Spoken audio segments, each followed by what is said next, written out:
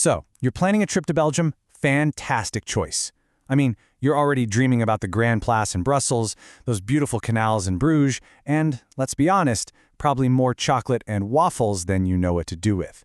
But, sometimes in the back of your mind there's that tiny little voice that asks, what if something goes wrong?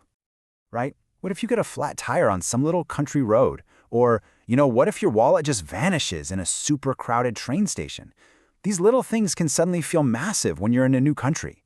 It's a totally normal travel worry, but it's one we can absolutely get you ready for. And that's where this little explainer comes in handy. We've put this all together using information from EmergencyReady.eu. It's a project that's all about gathering that critical info you need before something happens, so your trip stays an amazing adventure, not a stressful emergency. So let's get you prepared. Okay, first things first. In any emergency, whether it's big or small, knowing exactly who to call is the absolute most critical first step. It just cuts through the stress, saves time, and gets the right people on their way to you fast. Memorize this number, 112. Honestly, it's the only one you really need to know. It works everywhere in the European Union, and it'll get you connected to the police, the fire department, or an ambulance. If your mind goes totally blank in a crisis, just remember, 112. Now, what's really smart about Belgium's system are these other numbers. They help keep the main emergency lines free for true life-or-death situations. So while 112 is your all-in-one, you can also dial 101 for urgent police stuff, or 100 directly for fire and ambulance. And check this out. For storm damage that's not life-threatening, you call 1722. And for 24-hour medical advice, 1733 gets you a doctor on duty. Knowing the right number to call can make a huge difference. Okay, this is a total game changer. Seriously, before you even get on the plane, download the app 112BE. Here's why it's so incredible. When you call for help through the app, it automatically sends your exact GPS location to the operator. Just think about that. If you're lost on a trail or don't know the street name, they know exactly where you are. It even has a chat function, which is an amazing feature if you're in a situation where you can't make any noise. The second app is more about staying ahead of the game. It's called Be Alert.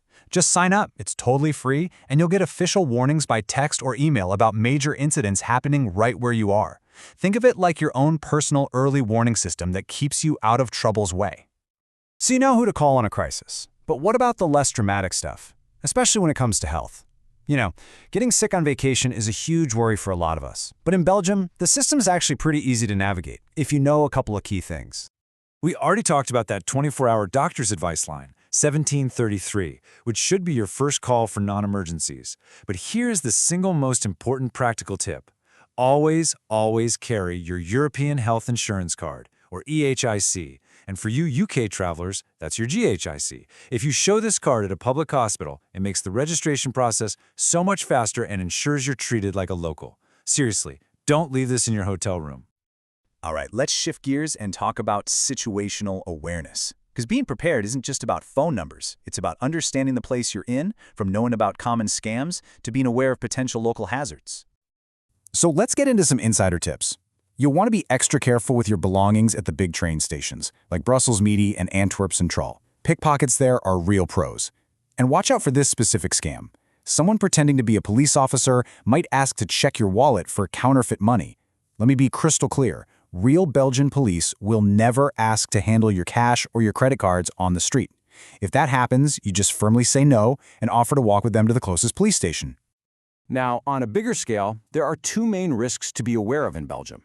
Some low-lying areas are prone to river flooding, and there are 6 civil nuclear sites, each with a 20-kilometer emergency zone around it. Okay, this isn't meant to scare you, it's about empowering you. Because if something were to happen, that BE alert system we talked about is what will give you the official instructions, like whether to stay inside or to evacuate. Planning on driving? Awesome. A road trip through Belgium is fantastic. But driving there comes with a couple of really unique rules that catch a lot of visitors out. Knowing them is the key to a safe trip and avoiding any expensive fines. And this one right here is the big one. It's called priority to the right. Now listen closely. At any intersection that does not have a stop sign, a yield sign, or a traffic light, you must give way to any traffic coming from your right. This even applies in parking lots and on tiny little streets. This rule is a major cause of accidents for tourists, so please burn this one into your brain. Here's another road rule that is just brilliant, and it literally saves lives. When traffic on a highway slows to a stop, you have to form an emergency corridor, or as they call it, a Reddingstruik. It's super simple. If you're in the far left lane, you pull as far left as you can. If you're in any of the other lanes, you pull as far to the right as you can. Boom. You've just created a clear path right down the middle for ambulances and fire trucks. It's mandatory and it's a fantastic system. Thinking about a quick peek at your phone while you're driving? Yeah, you might want to think again. The fine for using a handheld phone is a pretty painful €174. But wait, there's more. It's also increasingly leading to an immediate 15 days suspension of your driver's license right there on the spot. That could make your vacation really complicated, really fast. And finally, here's a driving detail that gets so many people. The speed limit on rural roads actually changes depending on what part of the country you're in. Up north, in the Flanders region, it's 70 kilometers per hour. But as soon as you drive south into the Wallonia region, it pops up to 90. So keep an eye out for those regional signs, because knowing this little tidbit can definitely save you from a speeding ticket. Okay, we've covered a ton of ground, I know. So let's boil it all down into one simple final checklist. The absolute most important things you can do to stay safe and feel totally prepared for your amazing trip to Belgium.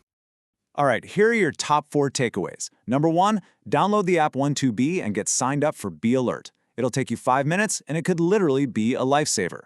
2, master that priority to the right rule. At every unsigned intersection, look right, yield right.